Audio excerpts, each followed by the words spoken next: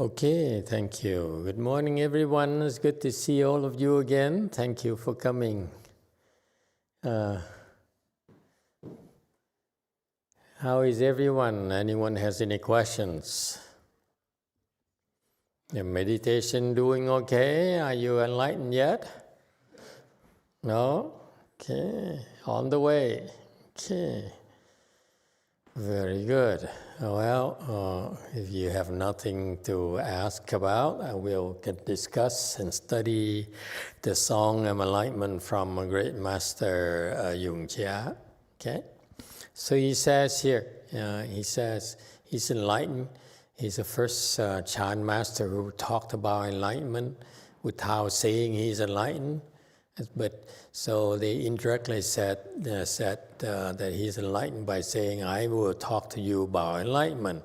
And then he says, I give you some tips about how to be like me. He says, purify the 5 roots, attain the 5 powers. Okay, and this is fundamental. What we're learning here is the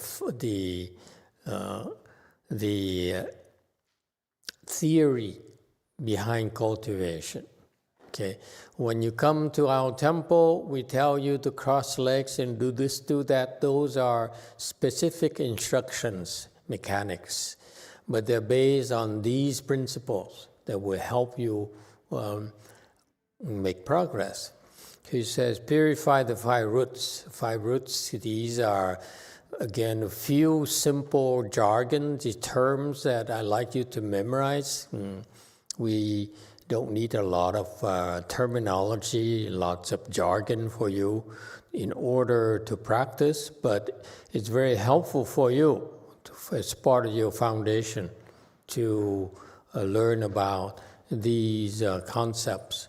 First concept, the concepts today are the 5 roots and the 5 powers. 5 roots is a concept of the thing underground that you cannot see will help you grow.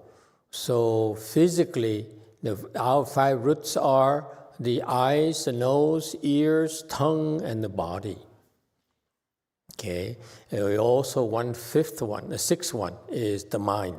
Mind should also be considered as a root as well, because that's what's going to help us grow, okay, physically. In fact, it's not just physical when we talk about 5 roots.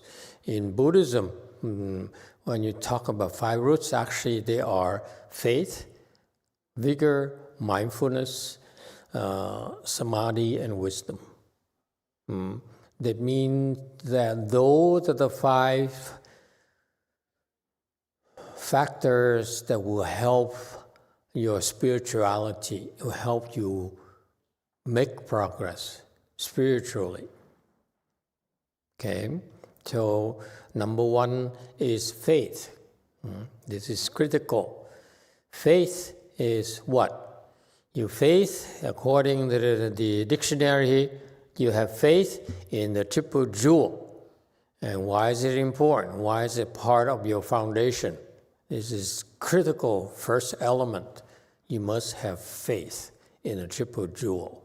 Triple jewel meaning you have faith in the Buddha, you have faith in the Dharma, what he teaches, and you have faith in the sangha. Sanghas are representatives of the Buddha. Okay, and so that's the triple jewel. When you believe in the triple jewel, it helps you will help you destroy and eradicate all the deviant beliefs. What it tells you here is what's really damaging to your spiritual well-being, including physical well-being. This is what they didn't say. They don't say specifically. Without the spiritual foundation, you cannot have a good physical well-being. We don't only talk about it here because You only hear it here because in the outside world, people don't know better. They think life is only about physical, intellectual, emotional. Actually, the foundation of life is spirituality. And therefore, your well-being, your physical well-being actually rests upon, your spiritual well-being. The spiritual well-being depends on the absence of deviant beliefs.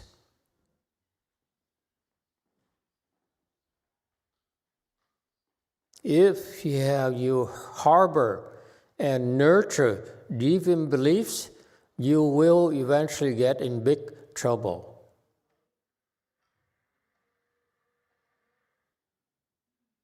Okay, and the deviant beliefs basically can be explained as you think you can get away with it. You could think you can do bad things, evil things, and get away with it. That's not possible. That's impossible. If you do anything bad, you do anything evil, you pay for it. There's no way to get out of it. Buddha says so. And that's the Dharma. And the sangha is the illustration, because if the sangha does evil things, the sangha will pay for it, big time.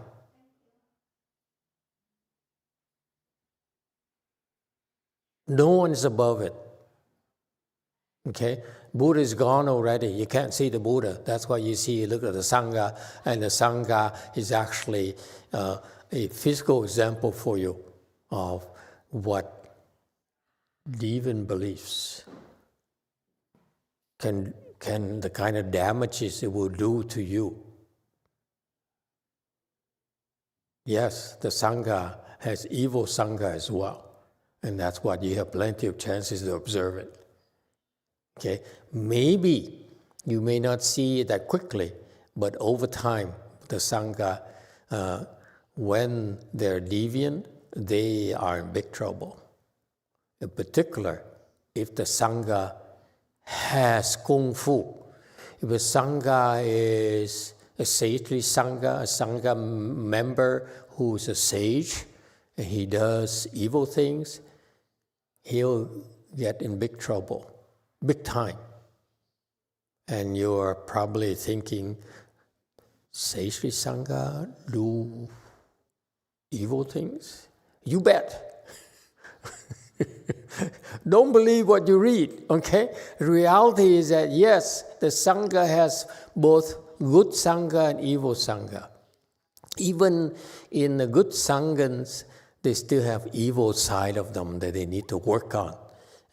As a matter of fact, okay, when we train you and help you open your wisdom, and we are probably one of the rare places on earth nowadays that will certify you. It says, you are 2A, you are 1G, you are 3G. Okay, first ground, third stage Arhat. Is the order, it's for the explicit purpose, and now I spell it out for you, I've been doing it for 19 years now, is to remind you, once you reach these lofty positions, the real work begins.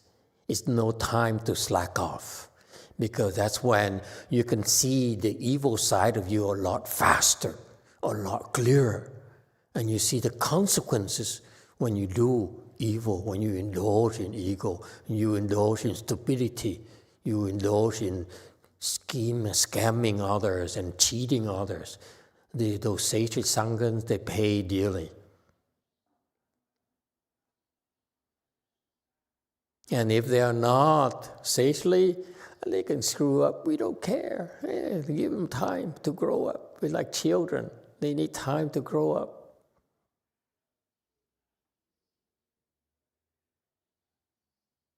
Okay, so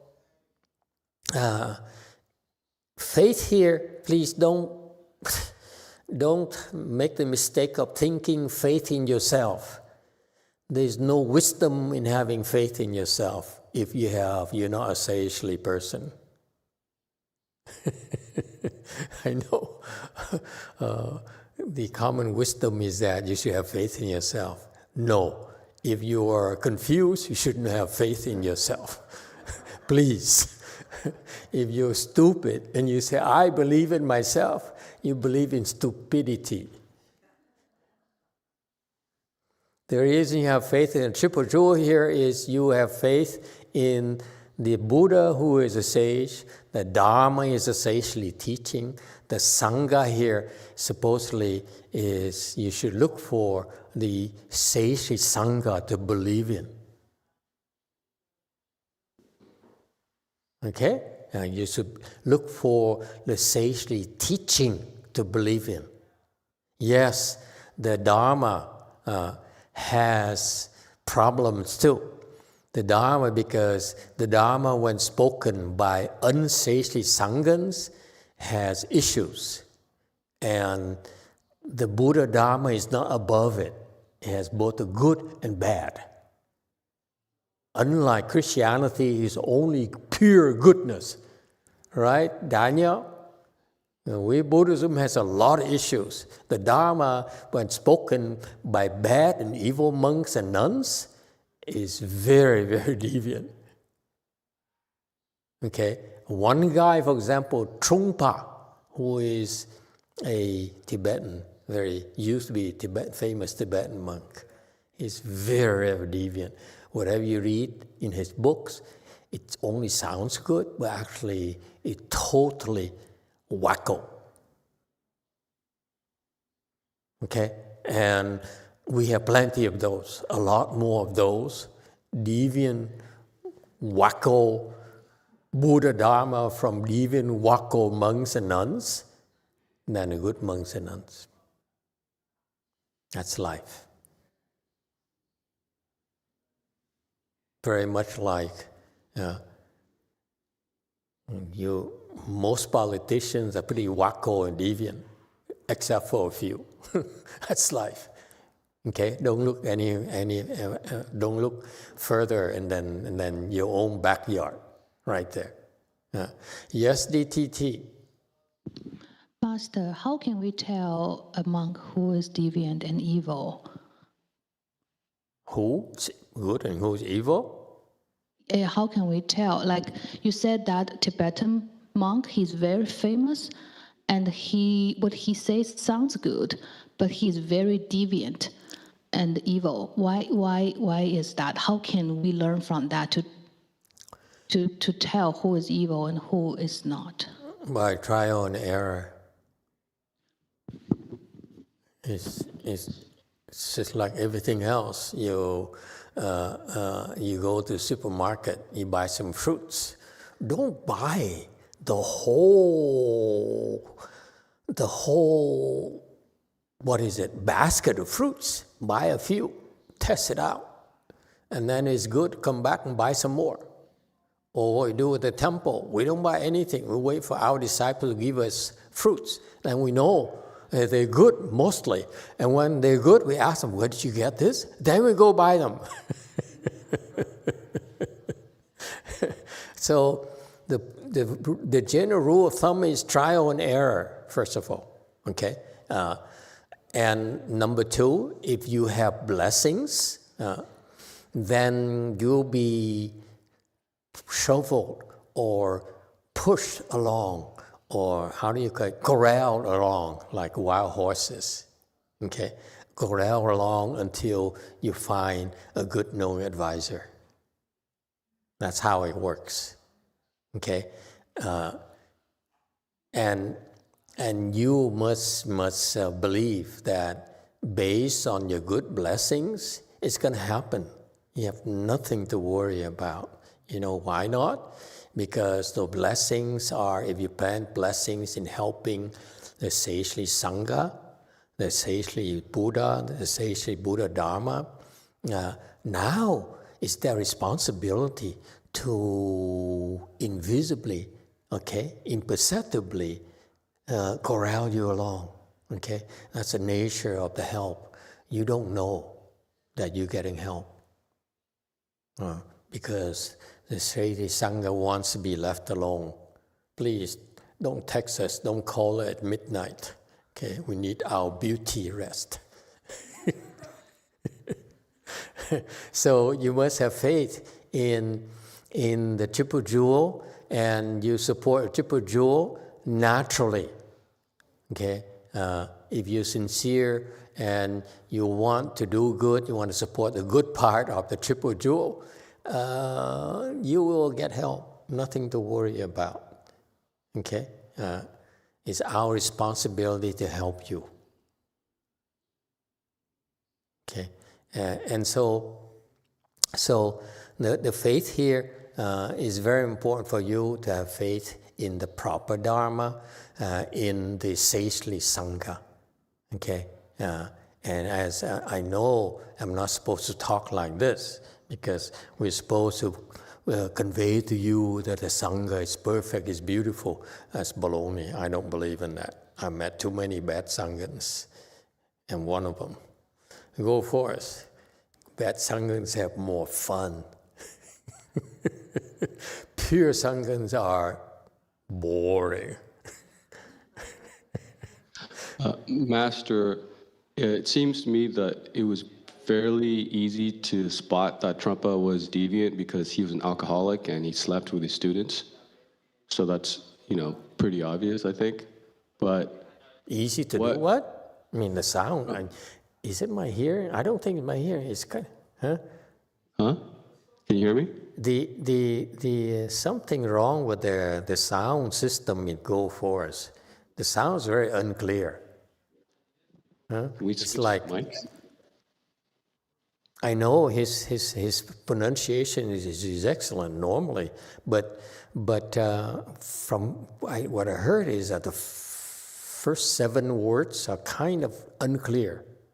Please repeat.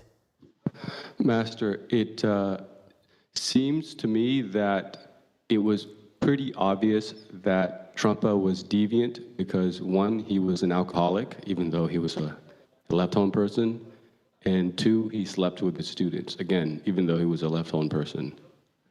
So that is pretty obvious. However, are there more subtle ways that a Sangha member could be a deviant?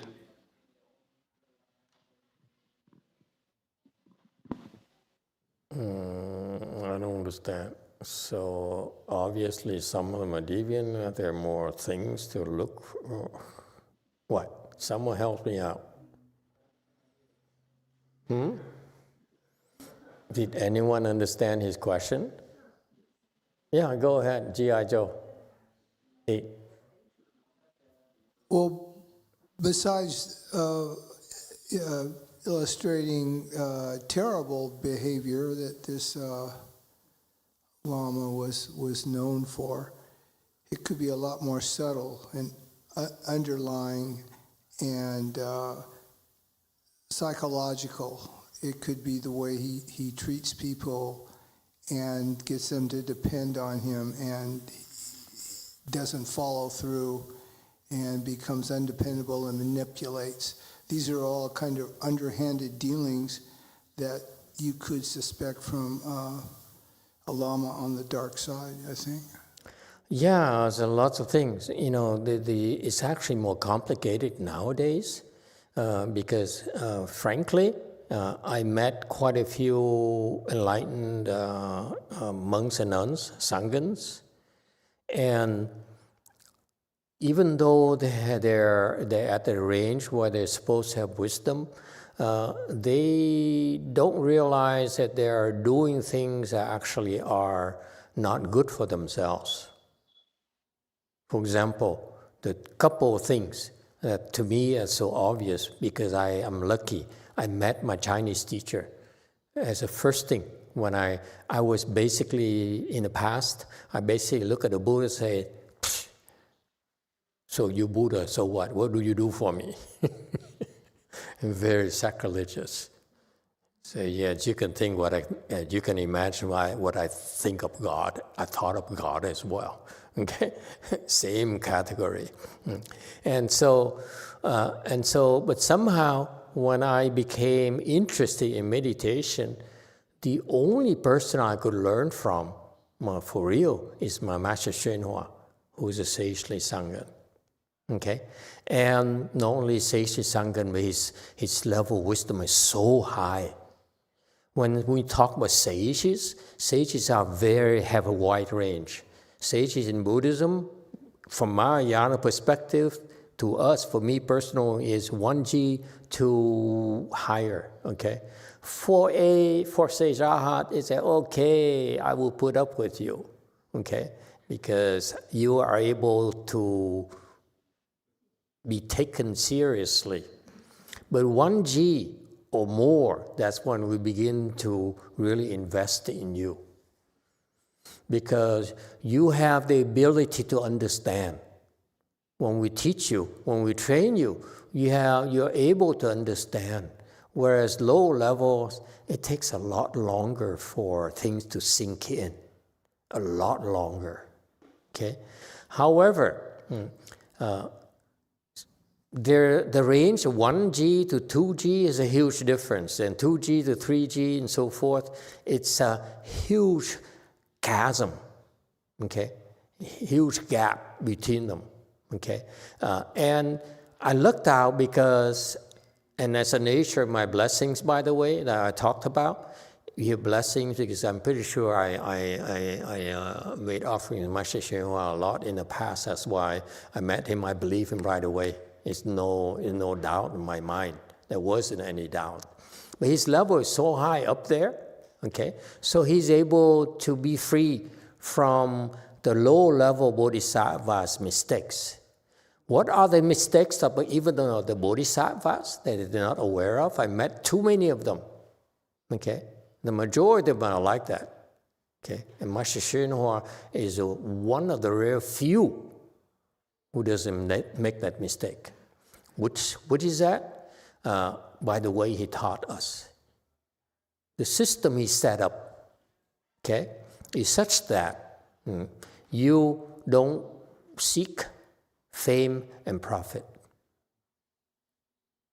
Because most monks and nuns fall prey, fall victims, they become victims of fame and profit. Okay? Fame, because we mistakenly think that we need to be famous in order to help people. Nothing can be more wrong than that.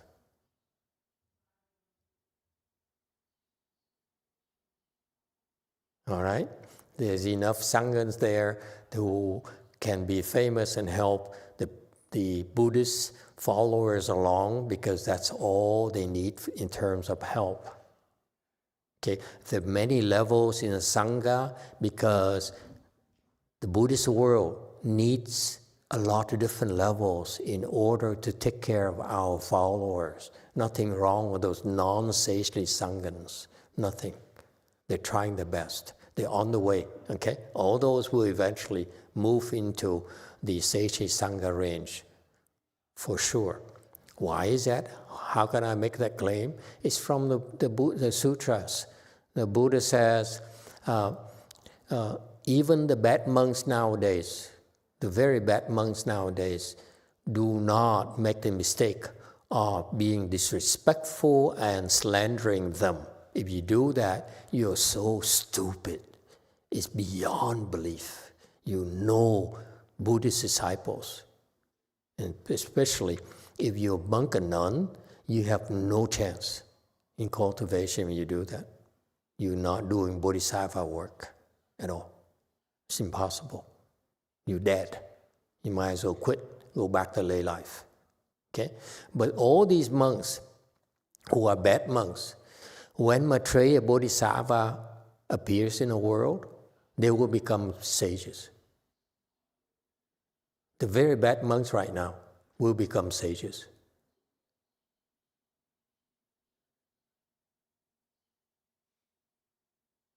So that's why, you see, Don't think that we don't know. So all these bad monks and nuns, okay, they may be deviant and so forth, but eventually, in time, in 16 million more years, they become enlightened.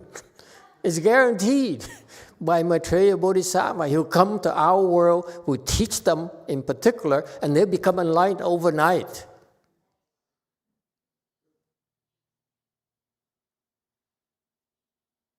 So that's why we have this sangha here. Yes, we have unseishi sangha and seishi sangha, and so even the seishi sangha, low-level sages, they still make the mistake of seeking fame. Okay, because they think we're trying to save more people. Because out of sincerity of their heart, they said, yes, I want to help more people. So I should be more famous than those non-Seishi monks. Of course, they can tell. The Seishi Sangha can tell. The Seishi monks, many of them can tell that the low-level monks are screwballs. Okay, and so many Seishi monks, okay, especially lower range, 1, 2, 3, 4, 5, and so forth. They try to seek for fame. Higher level, a little bit higher. I saw maybe one recently who's not seeking fame, maybe, well, in person recently, okay, the last year or so. But the rest of them, they still are trying to get attention, okay, number one. Number two, mistakes that these people make, that Master Hsuan taught us not to do, okay, is not to be greedy for money, fame and profit. Okay? So in my generation, we learned those lessons in the system the Master Hsuan brought to our country, the Mahayana, the American Mahayana under Master Hsuan system is built upon no fame, no profit. And that's why I copied, okay? To the stupid point where, we try not to make any money of you, believe it or not.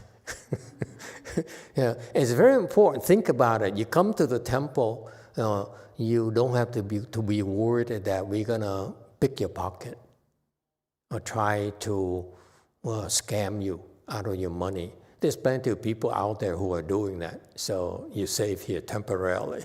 Okay, and then, so those tools are fundamentals that I even saw so many Sunim, so many monks and nuns, and even my peers, okay, who are pretty advanced under Master Hsuan, thanks to Master Hsuan's training, they don't realize that they are too worried about money. You can imagine, I went to Korea recently and we rented this big building, big Buddha hall that I saw on the photo last Sunday. Beautiful, gorgeous building, okay? Buddha hall is so expensive, probably costs at least $500,000 to $1 million or more to build it, okay? And so we have this gorgeous, splendid building, and now you need to heat, and you need to pay for the water. Okay, if you just imagine the electricity alone each month, okay, is the price of a Mercedes.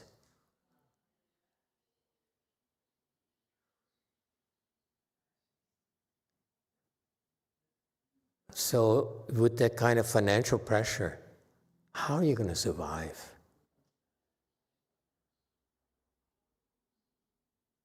Okay, and so same thing with my masters, my generation over there on that side of the railways. Okay, the Chinese side of Mahayana. This is the American side. Over there, you know how many way places they have? 30. And they're building a Buddha hall at $50 million or more. And after that, imagine they have to heat it. They have free water, okay? But they still have to heat it. And the bathroom is marble. Okay? When my master died, we were so worried about how we're going to pay our bills. So we thought about bringing in, would you believe, we thought bringing in vending machines. Now we're making money. That's what financial worries will do to you, even though you're high level enlightened. Because you have these huge bills every month, and you have people to feed every month. What are you going to do?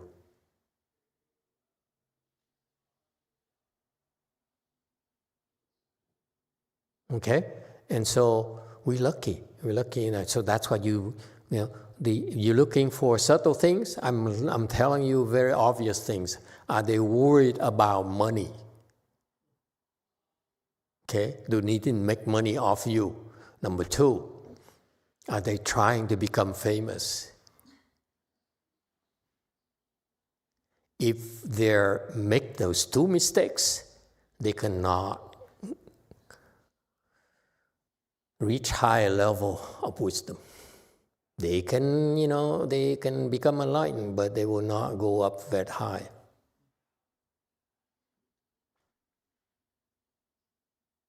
And this, I'm sharing with you this because I have now a lot of monks and nuns, and I'm worried that they're going to make the same mistake after I am dead.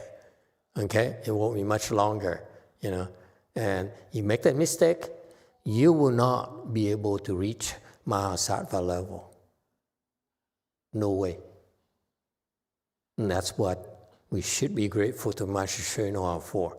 It's through that system I realized, wow, this is why we are different than them. We don't make that mistake. It's better to be poor and obscure. Yes, 8.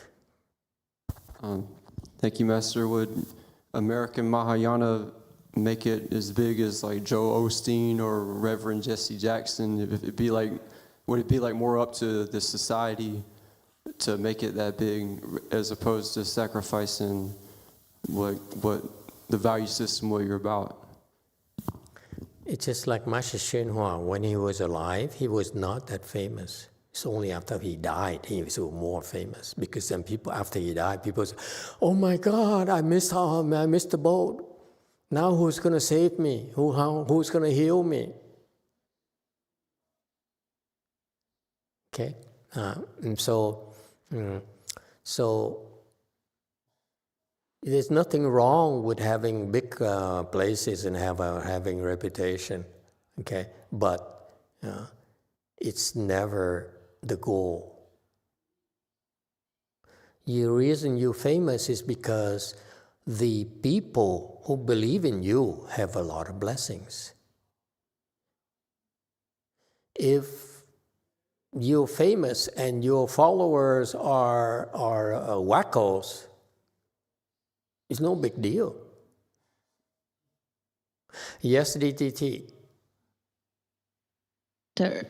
Do not seek fame and profit. Does that apply to lay people, cultivators like me? And also, I wonder, is do not seek fame different from marketing? Because marketing is just simple acting of reaching out to more people. I'm just trying to understand how do we apply that as lay people? Doesn't apply to you. There's no sagely laity.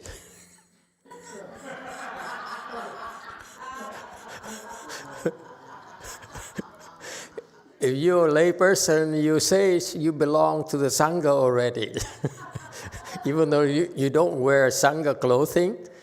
And this is why in the Vimalakirti Sutra later in this afternoon lecture, there are 32,000 bodhisattvas. You think they come dressed as monks and nuns? No, they come dressed like you. Okay, and Vimalakirti is a lay person. His dress is very well. He has fancy clothing. He has wives. He has children. It's different. When you at that level, they do different things. Okay, for lay people, you lay people because you have obligations, different kinds of obligations. You have obligations to your family. You need to to provide for your family. Your obligation to your profession. You need to, I hope you make advancements to your field. That's contribution to your areas of expertise. That's how civilization gets better, improves, because you become a better person professionally. Okay? So nothing wrong with that. So for part of being famous, like for example, Mr. Buffet is very famous because it helps. He has a good example of how to make money and being ethical versus during a time when these tycoons are anything goes. Okay?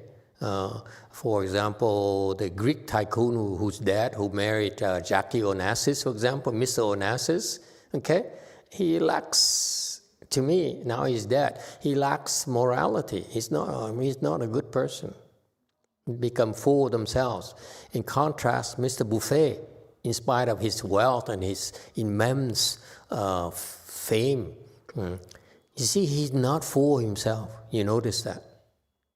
He's a very special individual, okay? So he's contributing, as a bodhisattva, he's contributing to the field of finance. He goes and lectures in universities, inspires a lot of young people like you, from Harvard, from Wharton, from MIT, who would learn from him and would try to make a difference. Okay? And so, as far as for lay people as well as left home people, it's a matter of personal choice. It's always trade-offs. Okay? But at the end of the day, it's about how you feel about your day, about your life. Can I look at myself in the mirror and be proud of myself? Feel that I've done something significant. I can look at my son and say, I'm trying to leave a better world for you, really. I'm thinking of you. That's my love to you, is I leave behind me a legacy and of goodness, of caring, of compassion, of kindness.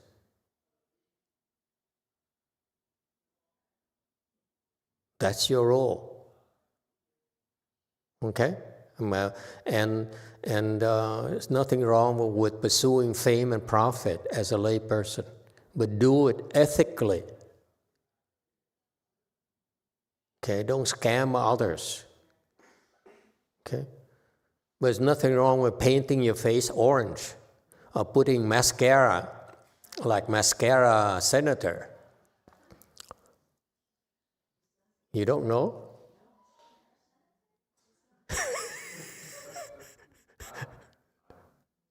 Eyeliner? Oh, sorry. Eyeliner. Sorry. Thank you. I'm glad you're here today.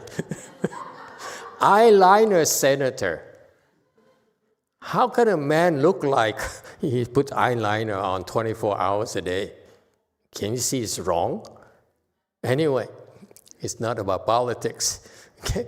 But, when you do, listen folks, when you do evil things, it shows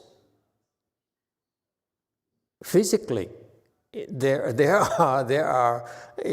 are manifestations. It's off.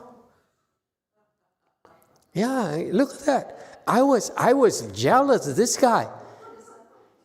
Seriously.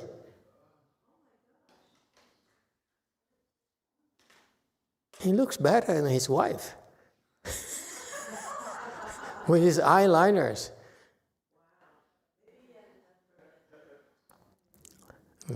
But anyway,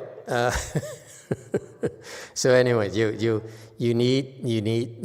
see the faith here, the faith in goodness, the faith that you want to stay away from deviant things because it's not good for you. It's so fundamental to your well-being.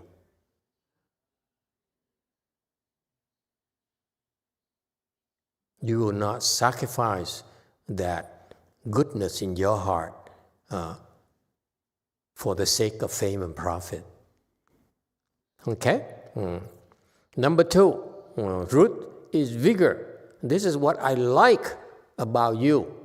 I like about you, cultivators in our system, American Mahayana system. You are so vigorous. This is why you progress so quickly. Without cultivating vigorously, you will not be able to make progress.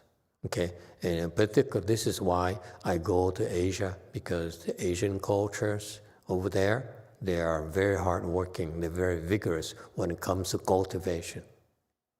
Okay, number 3, number 2, by the way, vigor is the one critical element for your improvement.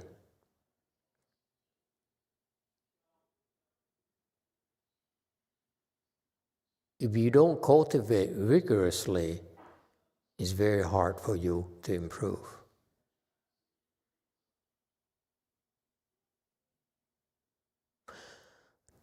Number 3, mindfulness. Okay, so the vigor here, according to the Chinese teaching, you practice vigorously in order to sever and expel all evil. Okay? So again, you see, number 1, number 2 are related. Number 1 is that you be careful. You need to understand that you can't get away with it. Okay? Don't think you can get away with it just because people don't see, they don't know, and you can get away with it. You can't. Okay? Number 2, vigor is that once you believe in proper cause and effect, you should do next is to throw out the evil inside of you. This also has to do with the 1G, 2Gs, and 3Gs. Now they're enlightened. Now what it means is that they now have more wisdom than us, and therefore they can spot the evil elements in their psyche a lot faster than we, a lot clearer, a lot better than we do, and therefore they're supposed to throw them out.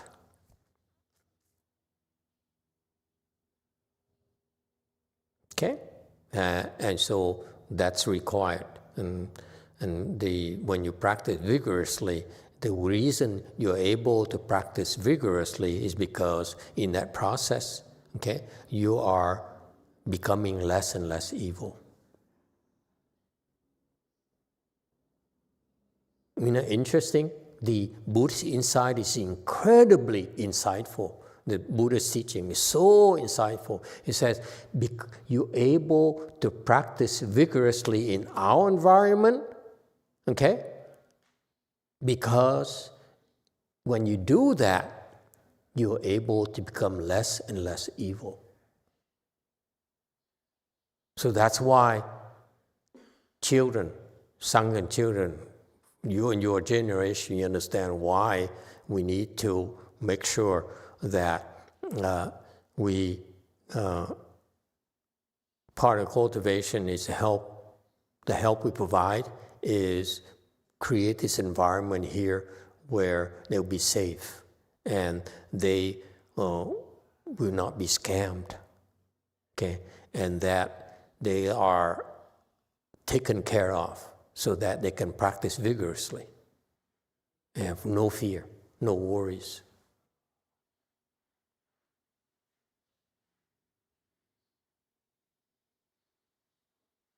Okay? Number 3, mindfulness.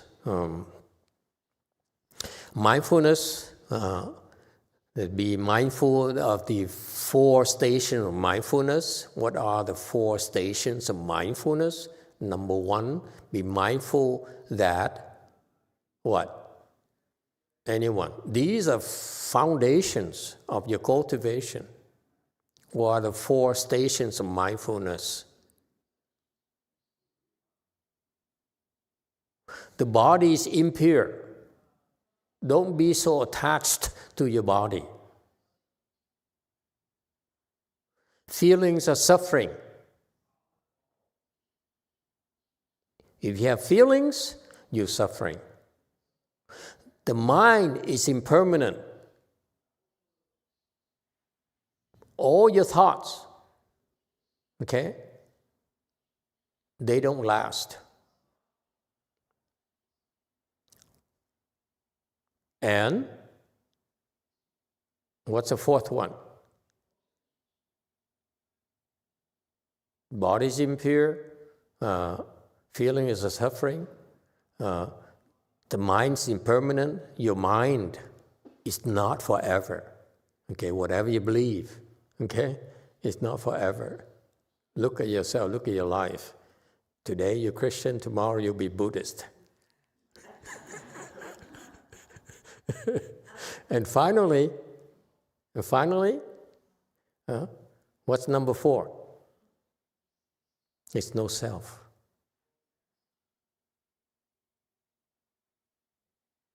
Only confused people take themselves seriously. Put on eyeliners.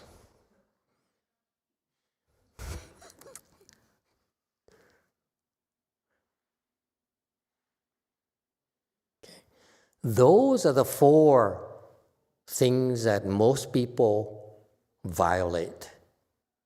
They're so attached to their bodies. Okay? When you're in that frame of mind, you're confused. They are seeking good feelings. Anyone? Especially when you meditate, and say, I meditate because I'm seeking the good feeling that I get from my meditate. You do that, it's okay, but eventually you have to drop it. If you drop it, okay, you drop seeking the good feelings, the feelings get better. If you attach to the good feeling that you experience when you meditate, you get stuck. Got that? This is a subtlety that the people who practice Chan, especially on the other side of the railroad tracks, they become attached to the good feelings. Okay? Feelings are suffering. Nothing to be so attached to. They come and go, like the mind as well. Whatever you believe today, you change your mind down the road. Okay? You believe in me, next year you won't believe in me anymore. And vice versa. You don't believe in me right now, in the future you will. Okay? So we are wishy-washy.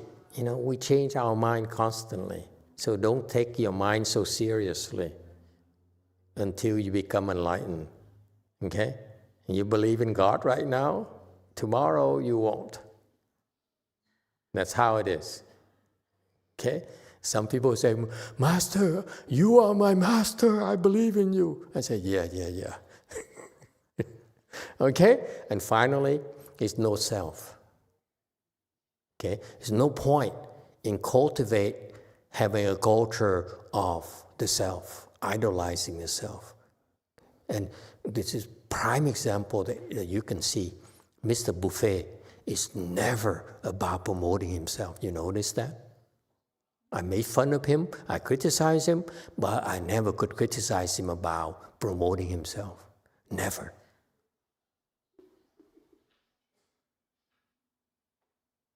Okay? Whereas, believe it or not, one of the instruction of my master to his enlightened disciple is that you go and shake hands and make people feel good about Buddhism. And it's interpreted as you should become famous. Are you kidding me?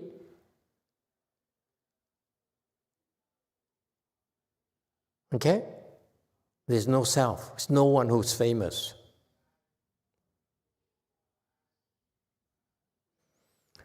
All right? So those are the 4 things that you don't want to violate. Okay? Don't be attached to the body. It's there for you to learn how to put it to good use and do good. Number 2, don't be attached to feelings. Good feelings you have plenty of, but bad feelings as well. They come and go. It's okay. Okay? Don't be attached. The good feelings, enjoy them. The bad feelings, don't run away from them. Don't be scared of them. Number 3, don't be so attached to your knowledge, to your thinking, to what you know, what you believe. Okay? You're still confused. That's why we have to teach you to be mindful of these 4 stations of mindfulness until you become enlightened. Okay? Don't be so attached to your knowledge. Don't be so full of yourself. And that's number 4. There's no ego. You don't matter. You're not as important as you think.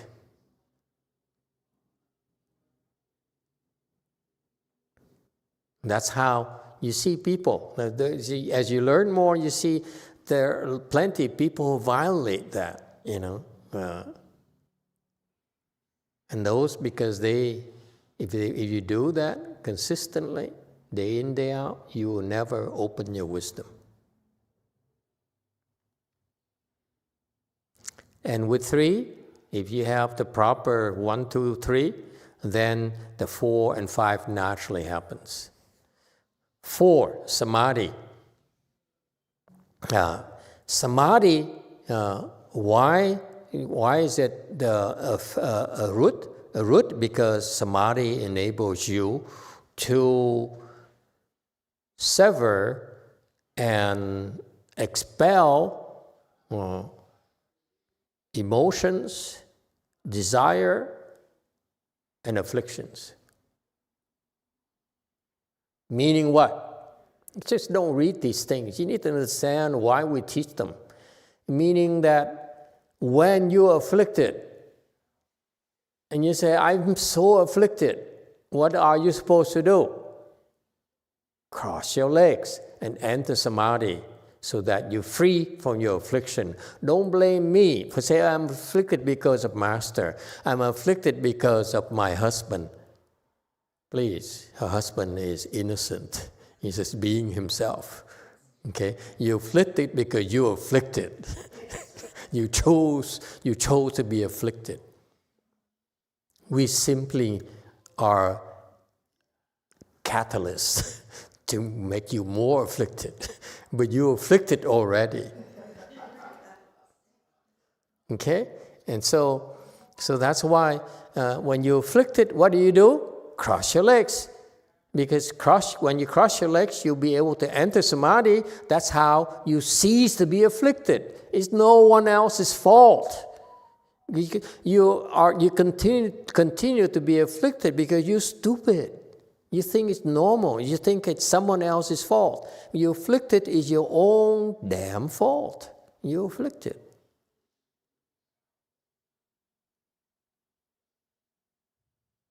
Okay? Because that's why it says here, it's sever and expel, okay, the afflictions. So especially what kind of afflictions? Emotions and desires. and so forth. So you have an antidote of your afflictions. Enter samadhi, meditate. That's how you relieve yourself. Okay? And number 5, wisdom. The wisdom you enlighten to the 4 noble truths, okay, and open your wisdom and attain liberation. Okay, so quickly I'd like to close this slide here today. So the 5 roots are, so what's critical about your cultivation is that you should pay attention to nurturing these 5 roots. The roots of faith, the roots of vigor, the roots meaning you should believe more and more, have the more proper beliefs. Number 2, more vigorous, not just say, I've done enough. No, it's never enough. That's why someone asked me a question last night, why do I need to sit longer? You sit longer, you are increasing your vigor. Okay? Number 3, mindfulness. Be beware of the 4 stations of mindfulness. Okay? Of the body, of feelings, of the mind, of no self. Is that clear? Be aware of that. Be mindful of that. Number 4, use your samadhi, the root of samadhi, to rid yourself and alleviate yourself from suffering. And number 5, wisdom is what what you have, and you should learn to use it to better yourself, to better the world. Okay? Those are the 5 roots of the spiritual life. If you have these 5 roots, and you undergo the training we give you, then these roots become powers. The power of faith, the power of vigor, the power of mindfulness, power of samadhi, power of wisdom. Power is that you really are an asset to society.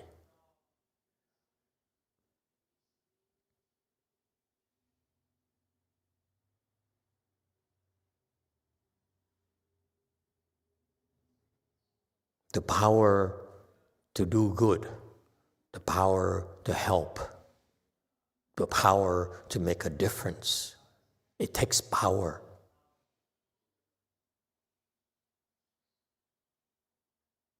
Because the evil side, they have a power to do evil, the power to destroy. And we develop the ability to stop them, to crush them when necessary. If we didn't, who will? Okay? All right, that's all I have for you today. Thank you very much.